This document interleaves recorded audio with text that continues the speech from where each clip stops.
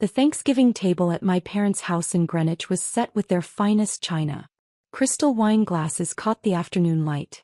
The turkey was professionally catered because Mom didn't cook anymore. Not since Dad's hedge fund started doing well. I'd driven 2 hours from my studio apartment in Queens. The entire drive I'd told myself this year would be different. That I wouldn't let them get to me. I was wrong within 5 minutes. Emma. My sister Victoria swept into the dining room in a designer dress that probably cost more than my monthly rent. You're here. I was worried you'd gotten lost. Queens is so far. It's 2 hours, I said. Exactly. So far. She kissed the air near my cheek, her perfume overwhelming. You look comfortable. I was wearing a sweater and nice jeans. Victoria was wearing Chanel. Mom appeared from the kitchen, or rather from supervising the caterers in the kitchen. Emma darling. Good you're here. Victoria, doesn't she look tired? Emma, are you sleeping enough? I'm fine, Mom. Those hospital hours must be exhausting. When do you work next? Tomorrow. 3 to 11. Victoria's eyes widened in exaggerated sympathy. On Black Friday? That's terrible. I'm taking the whole week off. Brad and I are going to Aspen. Brad was Victoria's husband, a corporate lawyer who made partner at 32. They lived in a 4-bedroom colonial in Westchester with a 3-car garage and a pool. I lived in a 400-square-foot studio with a Murphy bed and a view of a brick wall. Aspen sounds nice, I said. You should come sometime. Oh wait, can nurses afford Aspen? Victoria laughed like this was a hilarious joke. Dad emerged from his study. Emma. Good to see you. Still at Mount Sinai. Stat. Still in the ICU. Good. Honest work. He said it the way he might say, bless your heart, with pity masked as approval. We sat down for dinner. Victoria and Brad at Mom's right hand. Me across from them, next to the empty chair that used to be Grandma's. Grandma had died 6 weeks ago. We were still waiting for the will reading, scheduled for the following Tuesday. No one had mentioned her yet. Not really. Not beyond the logistics of the funeral. So, Victoria said, cutting into her turkey, the will reading is finally next week. Mom nodded. Tuesday at 2. Everyone has to be there. About time, Dad said. These things shouldn't take so long. 6 weeks is excessive. Estate law, Brad offered. It's a process. I've already been looking at houses, Victoria continued. She pulled out her phone, swiping through listings. This one is in Darien. 6 bedrooms, pool, guest house. It's only $3.2 million. That's lovely, dear, Mom said, leaning over to look at the photos. Look at this kitchen, Victoria zoomed in. Marble countertops. Professional-grade appliances. The kind you see in magazines. Beautiful, Mom agreed. And this one, Victoria swiped to another listing. In Greenwich, actually. Close to you guys. 7 bedrooms. Indoor pool. Tennis court. $4.5 million, but Grandma's portfolio can handle it. Grandma's portfolio has to be worth at least $5 million, Victoria said confidently. Between the house in Bronxville, the apartment in the city, all those stocks Dad's friend helped her invest. Plus her savings, her pension. Mother was very careful with money, Dad said. She invested well. Exactly, Victoria continued. So split 3 ways between us kids, that's over $1.5 million each. Maybe $2 million if it's closer to $6 million total. She looked at me, her expression one of exaggerated sympathy. Emma, you could finally buy a place. Get out of that sad little rental. My apartment is fine, I said quietly. It's 400 square feet. Victoria laughed. I've seen it, remember? When I came to visit last year. You don't even have a real bedroom. The bed folds into the wall. Like you're in college. It's efficient, I said. It's depressing. He turned to Mom. Have you seen it? The building doesn't even have a doorman. And the neighborhood, I had to park 3 blocks away. 3 blocks. Mom sighed. Emma makes her own choices, Victoria. I know, but still. Victoria shook her head. With your inheritance, you really should consider something nicer. Maybe Astoria? That's up and coming. Or Long Island City. Somewhere with actual amenities. A gym. A doorman. A place where your car won't get broken into. My car has never been broken into, I said. Yet, Victoria said. It's only a matter of time in that neighborhood. I said nothing. I'd learned years ago that defending myself only made it worse. Victoria returned to her phone. Brad and I will probably buy 2 properties. One in Westchester, something bigger than what we have now. And maybe a beach house. The Hamptons or maybe Nantucket. Smart investment, Dad nodded approvingly. What about you, Emma? Brad asked. He was trying to be nice. He usually was. What will you do with your share? I don't know, I said. I haven't thought about it. Victoria laughed. Of course you haven't. You never plan ahead. That's why you're 32 and still renting a studio apartment. Victoria, Brad said quietly. What? I'm just saying. Some of us plan for the future. She gestured at their beautiful life, their beautiful things. Some of us work hard and make good choices. I was working 70 hours a week as an ICU nurse, making $85,000 a year in one of the most expensive cities in the world. But Victoria was a marketing executive making $200,000, so clearly I wasn't working hard enough. Still, Victoria continued, it'll be nice for you to have some money. Maybe you can finally do something with your life. Go back to school. Get a better job. I like my job, I said. You change bedpans, Victoria said. She said it kindly with a smile which somehow made it worse. I save lives, I replied. Of course you do, dear, Mom said. We're very proud. But Victoria has a point. With an inheritance you could advance. Maybe go back for your MBA. Do something more prestigious.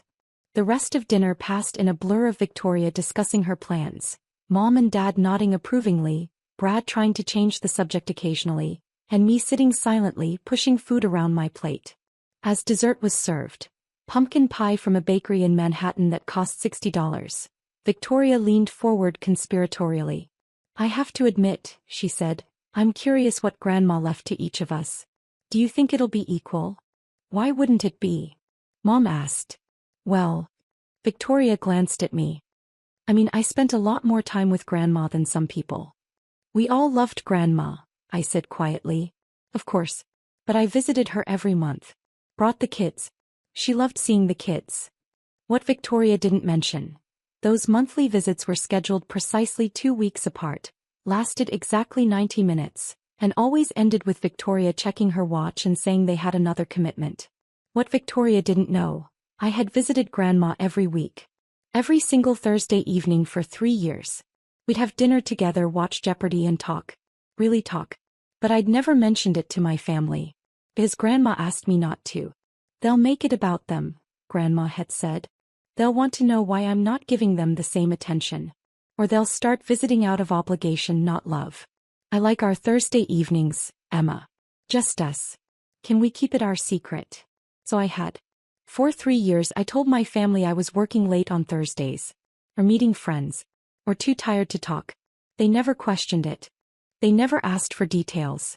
They never asked about anything in my life, really. I'm sure Grandma was fair, Dad said. She was always fair. Still, Victoria said, pulling up her calculator app, even $1.5 million would be life-changing for Emma. Finally, a down payment on a real apartment. Everyone laughed. Including Brad, though he looked uncomfortable about it. I excused myself to the bathroom and stood in front of the mirror, taking deep breaths. My phone buzzed. A text from the estate lawyer, Mr. Patterson. Just confirming Tuesday, 2 p.m. Reading will take approximately 1 hour. Please arrive promptly. I looked at myself in the mirror. Tired eyes. My grandmother's eyes. Everyone said I had her eyes. I thought about Thursday evenings. About sitting in Grandma's apartment on the Upper East Side, eating her homemade soup, watching her get competitive about Jeopardy. Come on, Emma, the answer is Marie Curie. How did you not know that? I thought about last Thanksgiving when I'd visited Grandma the night before the family dinner. She'd held my hand and said, "You're the only one who sees me as a person, not a checkbook." I told her she was wrong. That the family loved her. They love the idea of me, she'd said. You love me. When I returned to the table, Victoria was showing Mom pictures of furniture. For the new house, she explained. I'm thinking modern farmhouse. Very on trend. The drive back to Queens took 3 hours because of traffic. I got home at 11 p.m., climbed the 4 flights to my studio, and collapsed on my Murphy bed without bothering to fold it up. My phone buzzed again. Victoria in the family group chat. Can't wait for Tuesday. Finally going to be able to upgrade our lives. Emma, we should go furniture shopping together after the reading. Help you pick out some adult furniture. I turned off my phone. Tuesday arrived wrapped in December cold. I'd taken the day off work. I wore my interview suit, navy blue, slightly worn at the cuffs but professional. I took the subway to Midtown, emerging onto Fifth Avenue where Mr. Patterson's office occupied the 42nd floor of a glass tower. The waiting room was all marble and leather. Too expensive. Too quiet. Mom and Dad were already there sitting on a sofa speaking in low tones. They looked up when I entered. Emma, Mom said. You're early. So are you. We wanted time to prepare, Dad said. This is an emotional day. Victoria and Brad arrived 10 minutes later, Victoria in another designer outfit, carrying a Birkin bag. Sorry we're late. Traffic was insane. Emma, you look nice. Is that the same suit you wore to your nursing school graduation? Yes, I said. Cute. Very thrifty. The receptionist appeared. Mr. Patterson is ready for you. We filed into a large conference room. Floor-to-ceiling windows overlooked Central Park. A long table with leather chairs. Everything designed to intimidate. Mr. Patterson was in his 60s, white-haired with kind eyes. He'd been Grandma's lawyer for 30 years. He nodded to each of us as we sat. Thank you for coming, he said. I know this is difficult. Martha was a remarkable woman. Victoria dabbed at her eyes with a tissue she'd prepared in advance. Mr. Patterson opened a leather folder. Before we begin, I need to clarify a few things. This will was executed 14 months ago in October of last year. Martha was of sound mind as documented by her physician. The will was properly witnessed and notarized. It is legally binding and final. Of course, Dad said. Martha also left instructions that I was to read the will in its entirety before taking questions. I ask that everyone respect that. We all nodded. Mr. Patterson put on his reading glasses. The last will and testament of Martha Elizabeth Reeves, executed October 7, 2023. He read through the legal preliminaries. That Grandma was of sound mind. That this superseded all previous wills. That Mr. Patterson was executor. Then he reached the bequest. To my son James Reeves and his wife Patricia Reeves, I leave the sum of $25,000. Silence. Complete shocked silence. Mom's face went white. To my granddaughter Victoria Reeves Morrison, I leave the sum of $25,000. Victoria's mouth fell open. What? Please hold all questions until the reading is complete, Mr. Patterson said gently. The entirety of my remaining estate, he continued, his voice steady, including my residence at 784 Park Avenue, my investment accounts, stock portfolio, retirement accounts, personal property, and all other assets not specifically mentioned above, I leave to my granddaughter Emma Louise Reeves. The room exploded. That's impossible. Victoria stood up. Read it again. The estate has been valued at $4.1 million, Mr. Patterson continued calmly. This includes the Park Avenue apartment valued at $2.3 million, investment and retirement accounts totaling $1.6 million, savings accounts of $150,000, and personal property valued at approximately $50,000. No, Mom said. She wasn't crying. She looked stunned, like someone had physically struck her.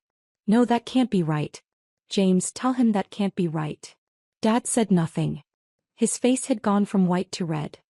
His hands were gripping the armrests of his chair so hard his knuckles were white. This is fraud.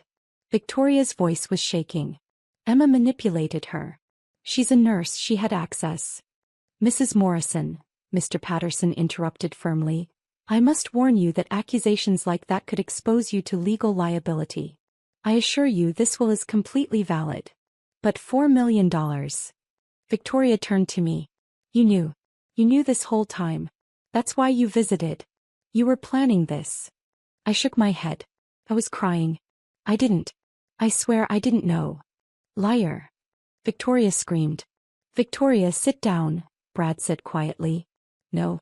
This is insane. We're contesting this. Right now. This second. That is your right, Mr. Patterson said. However, I should inform you that Martha anticipated this possibility. She left a letter explaining her decision. Would you like me to read it? Yes, Dad said. His voice was hollow. Mr. Patterson pulled out an envelope. I recognized Grandma's handwriting on the front. To my family with love and honesty. He opened it and began to read. To James, Patricia, Victoria, and Brad. I need to be honest with you. I need you to understand this decision even if you never accept it. For the last 3 years of my life, Emma came to see me every Thursday evening. Every single week. Rain, snow, heat wave, holidays, she never missed. Not once. She'd arrive at 6 o'clock with dinner. Sometimes takeout, sometimes groceries she'd cook in my kitchen. We'd eat together. Watch Jeopardy. Talk about our weeks. He told me about her patients. The ones she saved and the ones she couldn't. The families she comforted. The hospital politics she navigated. He asked about my life. My past. My memories. We talked about her grandmother, my late husband, and I got to share stories with someone who actually wanted to hear them. We talked about everything. Art, politics, books, life, death, fear, joy. Emma gave me 3 hours every Thursday. Every single week. That's 156 hours a year. Over 3 years, that's 468 hours. Nearly 20 full days of her life. She did this while working 70-hour weeks. While living in a studio apartment she could barely afford. While being dismissed by her own family for not being ambitious enough. She did it because she loved me. Not because she wanted anything. Because she saw me as a person, not as a grandmother-shaped obligation. Victoria, you visited once a month. 90 minutes each time. You'd arrive exactly on schedule, stay exactly 90 minutes and leave exactly when planned. You brought your children, which was lovely, but you spent most of the visit on your phone. You asked how I was doing, but you didn't wait for the answer. In 3 years, you spent approximately 54 hours with me. 1/9 of what Emma spent. James and Patricia. You called every Sunday at 10 a.m. Like clockwork. 10 minutes per call. You asked if I needed anything. You offered to hire help. You were dutiful. But you never visited outside holidays. Christmas and Thanksgiving. 2 meals a year. Maybe 6 hours total annually.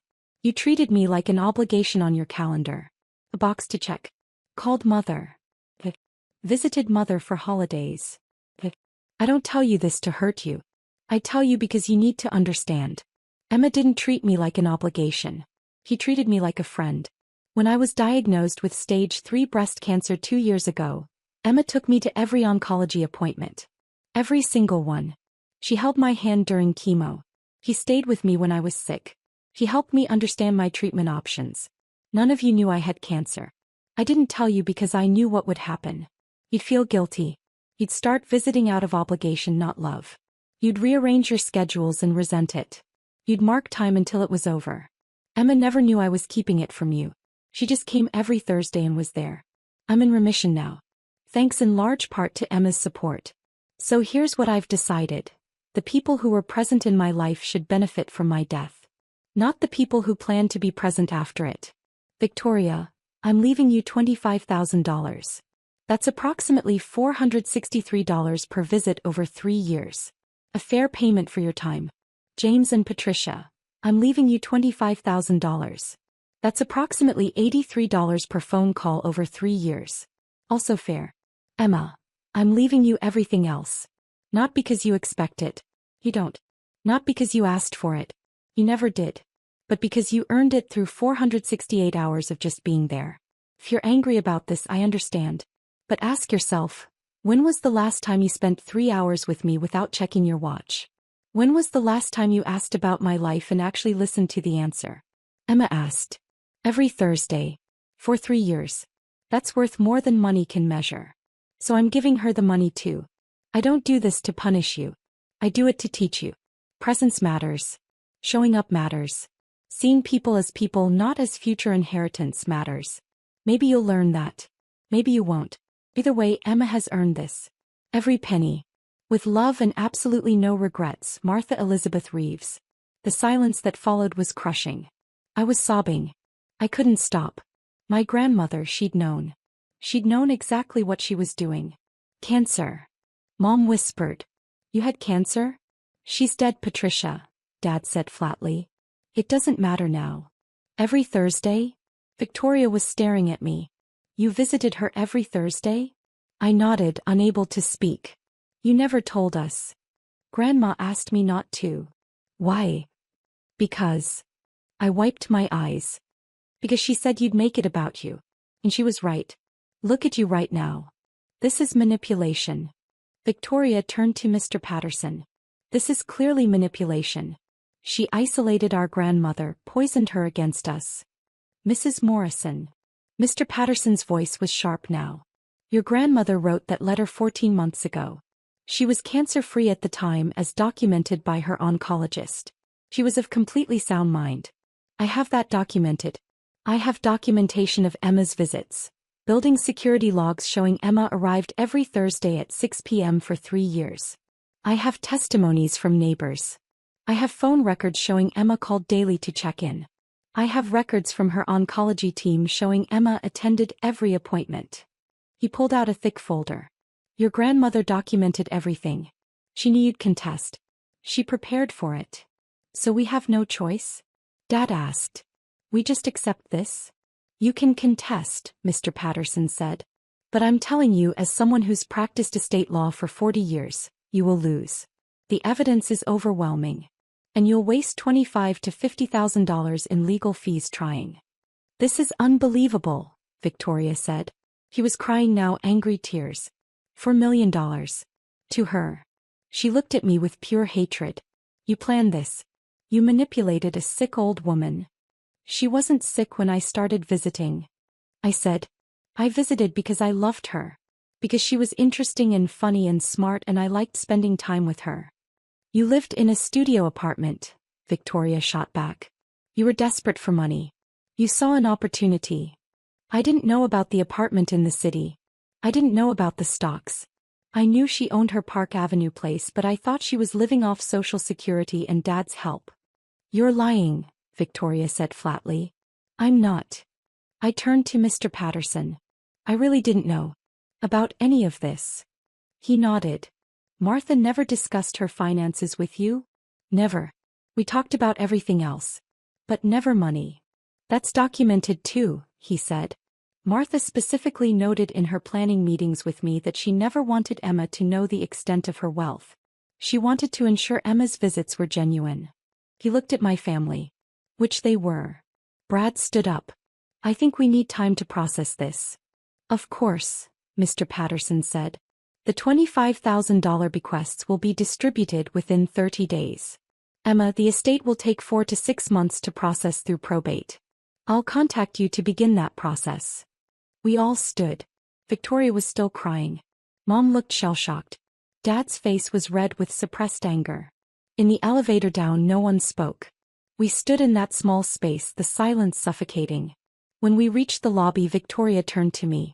If you had any decency, she said, her voice shaking, you'd split that money with us. With your family. Grandma made her wishes clear, I said. Grandma was manipulated. She was evaluated by doctors. The will is legal.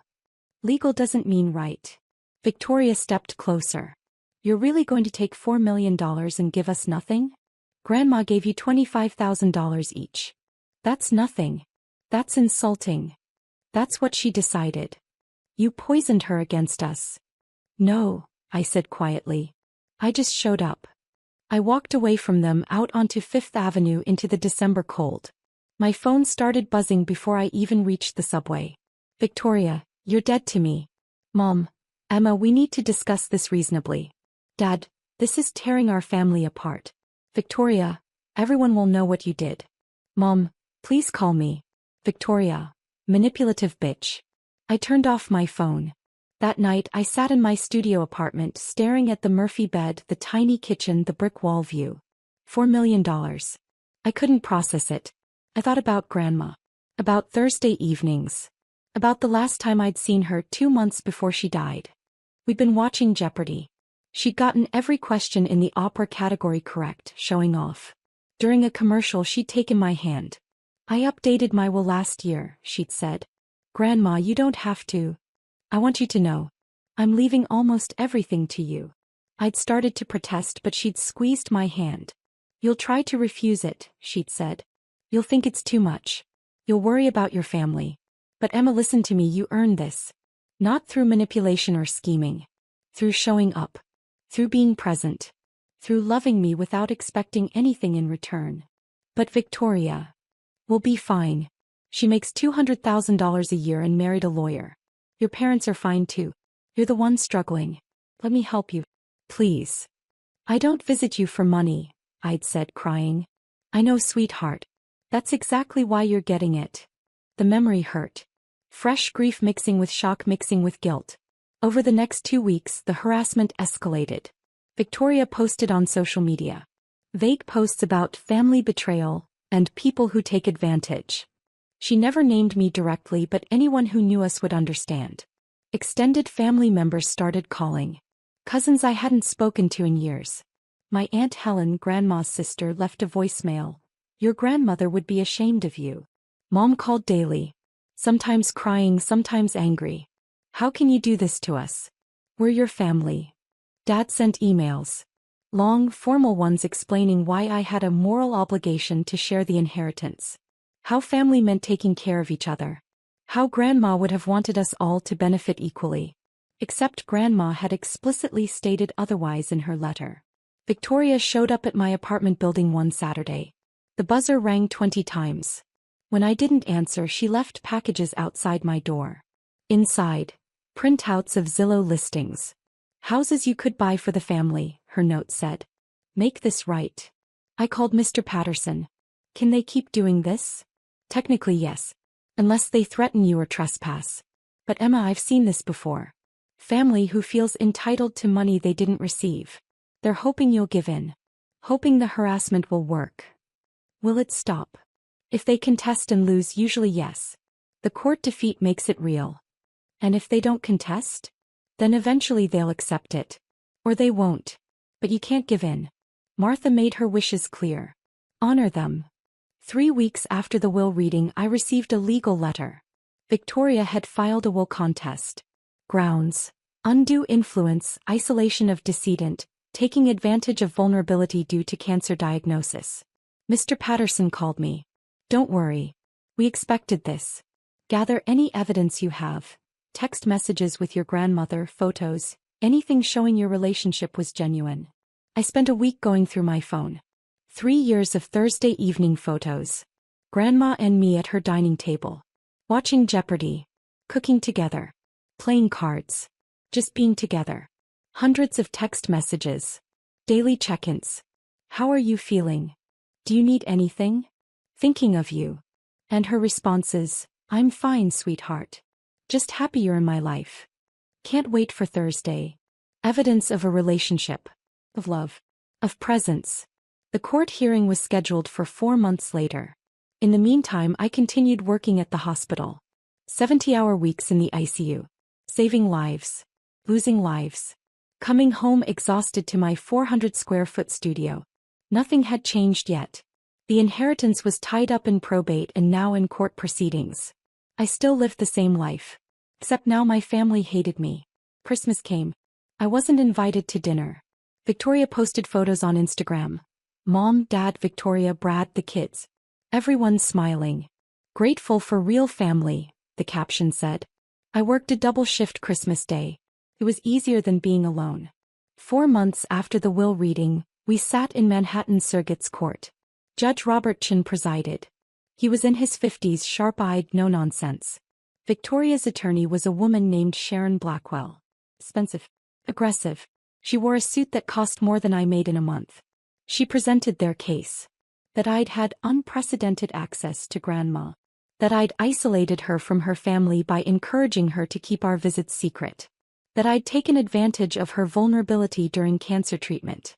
That as a medical professional I could have influenced her mental state or medications. She had no evidence. Just implications and suggestions. Then Mr. Patterson presented our case. Building security logs showing I'd arrived every Thursday at 6 p.m. for 156 consecutive weeks. Only missed holidays when Grandma was visiting my parents. The logs were detailed.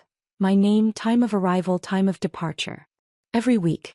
For 3 years. Phone records showing I'd called Grandma daily for 3 years. An average of 7 minutes per call. Just checking in. How are you feeling? Did you eat today? Do you need anything from the store? Email exchanges about books we'd both read. Recommendations. Discussions. Proof of an intellectual connection. Photos of us at museums, at cafes in Central Park.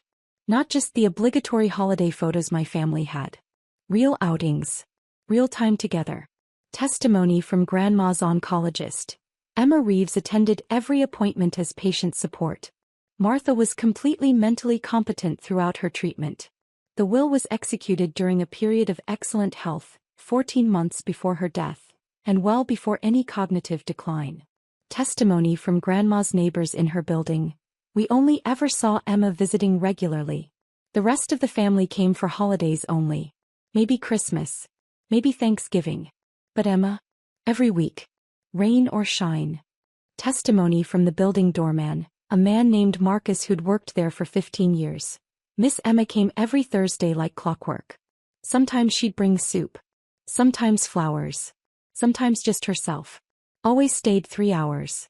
The grandmother, Mrs. Reeves, she lit up when Miss Emma arrived. You could see it. She'd be watching the door waiting. Photos from my phone. Hundreds of them. Showing a genuine loving relationship. Text messages between Grandma and me. Daily. Loving.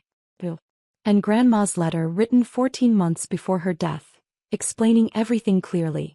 Judge Chen reviewed it all. Then he spoke. I've presided over many estate disputes, he said. Many involve legitimate questions about mental capacity, suspicious circumstances, or unclear intent. This is not one of those cases. He looked at Victoria. Ms. Morrison, your grandmother left a detailed, documented explanation of her decision. She was evaluated by multiple doctors and found completely competent. She had the right to leave her assets to whomever she chose. But she was manipulated, Victoria started. No, Judge Chen interrupted. She was visited. There's a significant difference. A crucial one. He turned to Mr. Patterson. The evidence shows a granddaughter who provided consistent, loving care to her grandmother for years. Who asked for nothing in return. Who didn't even know the extent of the estate she'd inherit. Back to Victoria. You visited once a month for 90 minutes. That's your choice. But you can't now claim that someone who visited weekly for 3 hours somehow manipulated your grandmother. If you wanted a relationship with her, you should have invested the time. He banged his gavel. Contest denied. Martha Reeves's will stands as written. Furthermore, given the frivolous nature of this contest and the clear evidence against it, I'm awarding Ms. Emma Reeves her legal fees, to be paid by the contesting party. Mr. Patterson leaned over. That's $28,000 they owe you. Victoria stood abruptly. This is wrong. This is, she looked at me. I hope you're happy. You've destroyed this family. I didn't destroy anything, I said quietly. I just showed up. Outside the courthouse, Mom and Dad were waiting. $28,000, Dad said. You're going to make us pay? The judge made that decision. You could waive it. No. So you're really doing this? Mom asked. Taking $4 million? Forcing your own parents to pay legal fees? Destroying your relationship with your sister? I'm honoring Grandma's wishes, I said. That's all I'm doing. Your grandmother would be ashamed, Mom said. My grandmother wrote a letter explaining exactly why she made this decision. She knew you'd react this way. She prepared for it. I walked away from them. 6 months after Grandma's death, the estate cleared probate. I inherited everything. The Park Avenue apartment. The investment accounts. The stocks. The savings. $4.1 million. I sat in Grandma's apartment. My apartment now, on a Thursday evening. The place still smelled like her. Lavender and old books and home. I thought about what to do. What Grandma would want me to do. I called Mr. Patterson. I want to set up a fund. 4 nurses continuing their education. $50,000 a year. Your grandmother would love that. And I want to donate to the American Cancer Society. In her name. $100,000. Wonderful. The apartment. I think I'll keep it. Live here. It was her home. It feels right. She'd be glad to know it's yours. I made more decisions over the following weeks. I kept the apartment and moved in. From 400 square feet in Queens to 2,000 square feet on Park Avenue. The commute to Mount Sinai was 15 minutes instead of 90. I enrolled in a master's program to become a nurse practitioner. I could afford it without loans now. Without working 3 jobs. I invested most of the money. Conservative investments, the kind Grandma would have approved of. I kept working at the hospital. Same job. Same hours. But now I didn't have to stress about rent. About bills. About whether I could afford to fix my car or take a day off when I was sick. My family didn't speak to me for almost a year. Then, on what would have been Grandma's 84th birthday, I received a text from Dad. I've been thinking about Mother. About what she wrote in her letter. I was wrong to be angry at you. You didn't take anything from us. We gave it away ourselves by not being present. I'm sorry. We met for coffee the next week. Really talked for the first time in years. Your mother is still angry, he said. So is Victoria. I don't know if they'll come around. That's their choice, I said. You were right though. About showing up mattering. I should have shown up more. For Mother. For you. It's not too late, I said. For us at least. We started having coffee every other week. Not Thursday evenings. Those were still Grandma's even though she was gone. But Sunday mornings. Slowly rebuilding something. Mom took longer. Almost 2 years before she called. I miss my mother, she said. And I miss my daughter. I'm sorry for how I acted. The money, it doesn't matter. I just want my family back. Victoria never apologized. We see each other at occasional family events now. We're polite, civil, but the relationship is broken. Maybe permanently. She has her mansion in Darien. Her beach house in the Hamptons. Her designer clothes and her perfect life. I have Grandma's apartment. Her books. Her memories. Her legacy.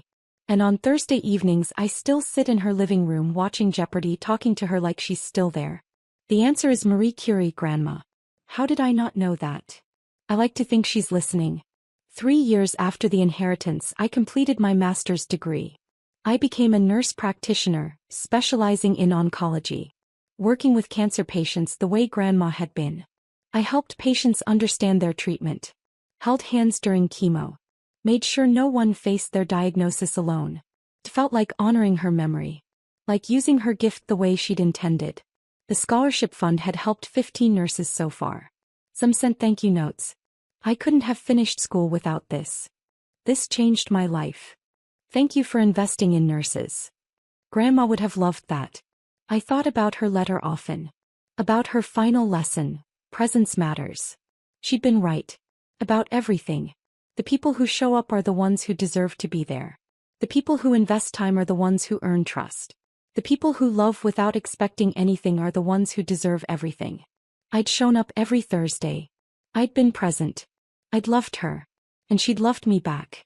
With a $4 million inheritance and a letter explaining exactly why. On Thursday evenings I still sit in her living room. Sometimes alone. Sometimes Dad joins me. Sometimes friends from the hospital. But I'm never lonely. Grandma gave me more than money. She gave me the knowledge that I'd done right. That I'd been there when it mattered. That I'd loved someone fully and they'd loved me back. That was the real inheritance. The $4 million was just proof.